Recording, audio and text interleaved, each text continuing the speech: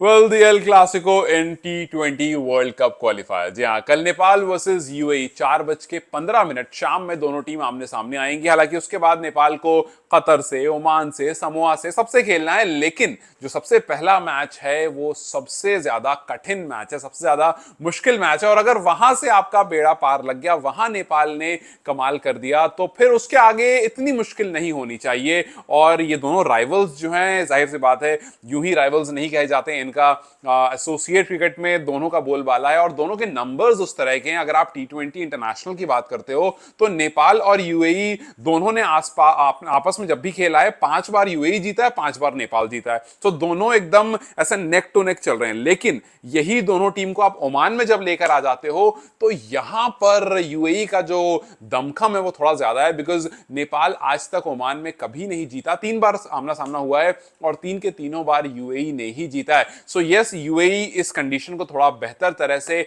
Adapt कर लेता है और नेपाल जो है वो हर बार इंच थोड़ा थोड़ा थोड़ा थोड़ा करके पीछे रह जाता है। अब कहानी यह है कि भाई ऐसा तो नहीं है कि आज तक नहीं हुआ तो आगे नहीं हो सकता है, क्योंकि इस साल अगर आप देखोगे, इस साल नेपाल ने हर वो काम किया है जो पहले नहीं हुआ था, जो थोड़ा सा मुश्किल था। चाहे आप यूरोप चले जाओ, जब आप स्कॉटलैंड के सामने खेल रहे थे, चाहे आप वेस्ट इंडीज के सामने देख लो, टेस्ट नेशन के सामने। तो कहानी कुल मिलाकर यह है कि नेपाल ने इस साल वो सब कुछ किया है जो अब से पहले इम्पॉसिबल लग रहा था। हाईएस्ट ओडीआई स्कोर जो स्कॉटलैंड के खिलाफ लगाया था 321, वो भी आपने घर से बाहर ओवरसीज कंडीशन में लगाई थी। फिर आपने हाईएस्ट रन चेज भी इसी साल रजिस्टर करा, 297 रन। फिर आपने टेस्ट नेशन डिफीट भी इसी साल करा। सो वही, जैसा मैंने कहा कि ऐसा नहीं है कि अब तक नहीं हुआ है तो आगे नहीं हो सकता। अब तक नेपाल 0 मैचेस जीता है, यूएई 3 मैच जीता है, लेकिन कहानी इस साल बदल रही है। और अब तक जितने मैचेस खेले, चाहे आप वार्म अप मैच की बात करो या उसके बाद खेले हुए मैचेस की बात करो, नेपाल ने काफी हद तक डोमिनेट करके दिखाया। हाँ, यह बात जरूर है कि पिछले मैच में जब टीम चेज कर रही थी जापान के सामने, तब थोड़ा सा लड़खड़ाई जरूर थी, वरना उसके अलावा team has looked good, confident, और अपने आगे मैचेस जैसे जैसे बढ़ रहे हैं वैसे वैसे टीम जो है वो काफी बेहतरीन दिख रही है। बट हाँ, ये मैं फिर से कहूंगा कि वो जो जापान के सामने टीम फंबल हुई थी, वो जो थोड़ा सा कोलैप्स देखने को मिला था, वो नेपाल की एक कमी है जो पिछले कुछ मैचेस में नहीं दिख रही थी। जब स्टुअर्ट लॉ ने कहा था कि मुझे कार्डियक किड वाला टैग हटाना है, और हमने अक्सर ये जो एक सिंपल सी सिचुएशन को समझो, कार्डियक किड वाला टैग क्यों आता है बार बार, क्यों सिचुएशन ऐसी आती है कि मैच लास्ट में पहुंच जाता है? वो इसलिए क्योंकि दो ही कंडीशन होती है। पहली, चाहे तो ओपनर्स नहीं चले होंगे, चाहे तो आपके शुरू के 3-4 विकेट गिर गई होगी, या तो ओपनर्स चले होंगे और फिर दूसरी गिरते ही तीसरी, चौथी, पांचवी, छठी विकेट गिर गई होगी, और फिर उसके बाद आप आ जाते हो बिल्कुल लास्ट में। तो कभी चाहे तो आपको मिडिल ऑर्डर ने बचाया, कभी चाहे तो आपको लास्ट वाले प्लेयर्स ने बचाया, और बिल्कुल सिचुएशन ऐसी हो जाती है कि आप ठुक ठुक ठुक ठुक करते करते लास्ट में पहुंच जाते हो कि आखिरी 3 ओवर में 27 रन मारने, आखिरी 3 ओवर में 30 मारने, आखिरी 3 ओवर में 25 मारने, और फिर उसको जल्दी जल्दी करने में कभी विकेट्स गिर जाती हैं, कभी रन पड़ जाते हैं, और फिर वो कार्डियक किड का टैग जो है वो लगा रह जाता है। लेकिन अब तक जो अभी रिसेंट टाइम्स में चीजें बदली है, वो इस तरह से बदली है कि मैचेस उस पॉइंट तक पहुंचे नहीं है। पिछले मैच में थोड़ा सा उसका हमने एक झलक देख ली थी, वरना उसके अलावा आप वेस्ट इंडीज वाले मैचेस की बात करो या उसके पहले भी आप मैचेस देखो, तो जो जो टॉप एंड T20 में जो नेपाल मैचेस जीता, अगर आप उसकी तरफ भी देखते हो तो वहां पर भी एक अच्छी सिचुएशन में टीम दिखी। वहां पर भी ऐसा नहीं हुआ कि एकदम नेक टू नेक फाइट और लास्ट बॉल पर हमें अच्छे टफ मैचेस दिखे, लेकिन वैसे मैचेस एकदम नहीं दिखे जो हमें 2-2 सुपर ओवर्स और 3-3 सुपर ओवर्स वाले वैसे मैचेस नहीं दिखे, which is a very good thing. इससे पता चलता है कि आप हो सकता है एक बार कहो कि यार एक्साइटमेंट नहीं आ रही है, वो एकदम आखिरी बॉल में 2 रन चाहिए, 4 रन चाहिए, वो एक्साइटमेंट नहीं आ रही है। एक बार को वो एक्साइटमेंट नहीं आ रही, चलेगा, क्योंकि उसका मतलब है कि टीम काफी बैलेंस दिख रही। वो संदीप की जो स्टेटमेंट थी कि ये सबसे one of the balance team है, बैलेंस टीम का मतलब है कि आप डोमिनेट करके जीतते हो, ना कि हर बार लास्ट में आकर के। और इसी वजह से स्टुअर्ट लॉ ने कहा भी था कि भाई मैं वो कार्डियक किड का टैग हटाना चाहता हूं, और वो हमें हटता हुआ दिख रहा है। लेकिन जापान के सामने एक बार फिर से आया था, तो घुमा फिराकर कहानी वहीं आती है कि क्या इस टैग को हटाने के लिए क्या टीम तैयार है अपने विनिंग कॉम्बिनेशन में कुछ चेंजेस करने के लिए?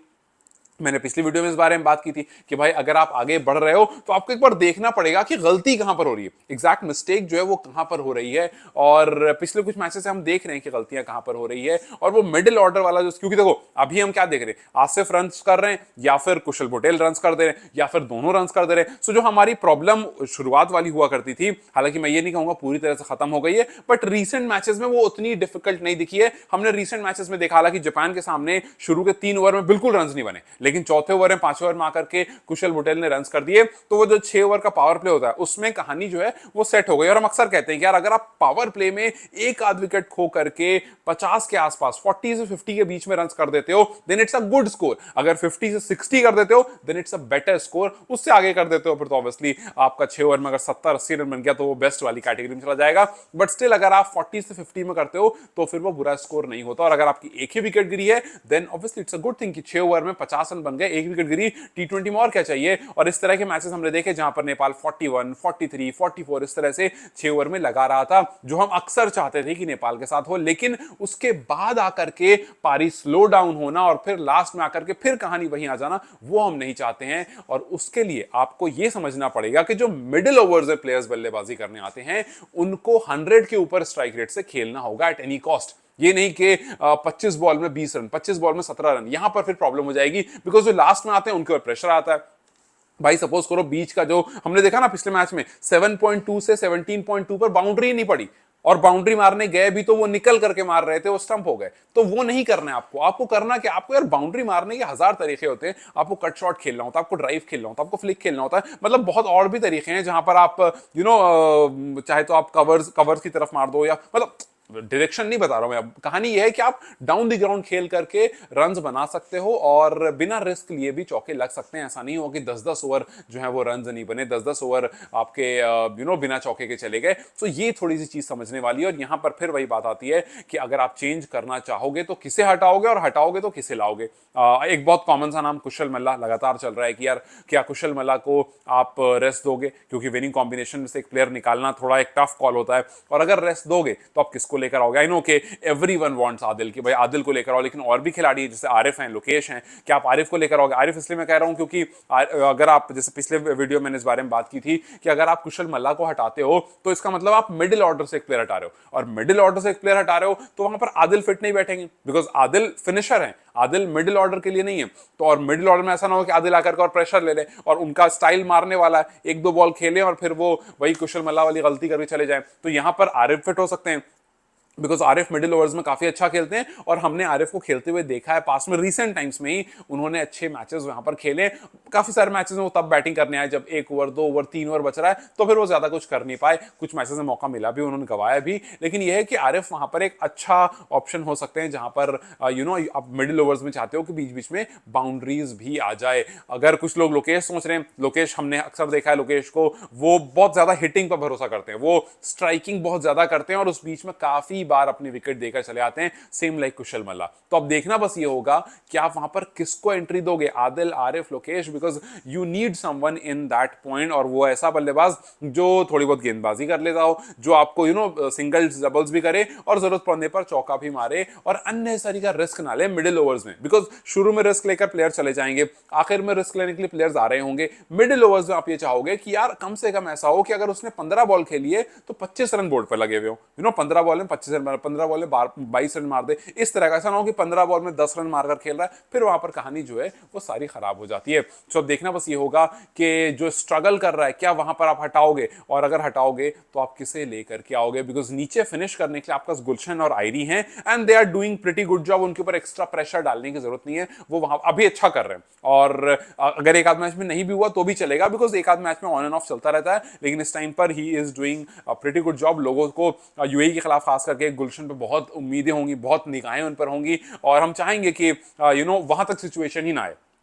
और अगर आए तो गुलशन काफी बेहतरीन करके जाएं बिकॉज उन्होंने पास में ये काम करके दिया है। ऑल्सो रिमेंबर दिस कि अगर आपने यूएई के खिलाफ, जैसा मैंने कहा कि अगर आपने यूएई के खिलाफ अच्छा कर दिया तो उसके बाद कतर, ओमान, समोआ के सामने उतनी मुश्किल आपको नहीं होगी। खास करके आपने यूएई जीत दिया तो समोआ के सामने I think you can pull it off pretty well. और कतर, ओमान आपने रिसेंट में खेला है, सो लुक्स प्रीटी इजी तो नहीं कहूंगा, बट आई थिंक अगर आपने यूएई को पुल ऑफ कर लिया तो उसके आगे वाले मैचेस आपको काफी ज्यादा कॉन्फिडेंट वे में फेस करने को मिलेंगे। और फिर उसके बाद बाद आप थोड़ा सा डोमिनेशन वाले एंगल में आ जाओगे, which is a very good thing. और हर टीम चाहती है कि वो जीतते हुए आगे बढ़े, अगर हार जाएगी तो प्रेशर उसके ऊपर डबल आ जाएगा। सो अब देखना यह है कि यूएई नेपाल यूएई के सामने किस तरह का परफॉर्मेंस करती है और क्या वो कोई चेंज लेकर आते हैं, या वही विनिंग माइंडसेट, वही सेम विनिंग टीम और मे बी वही सेम विनिंग रिजल्ट। खैर आपको क्या लगता है मुझे कमेंट सेक्शन में जरूर बताएं। और अगर आपको लगता है कि कुशल मल्ला को रेस्ट देना चाहिए, उनकी जगह पर किसे खिलाओगे, लोकेश को, आदिल को, आरिफ को, ये मुझे कमेंट सेक्शन में जरूर बताएं। Till then you guys take care, I will see you very soon, bye.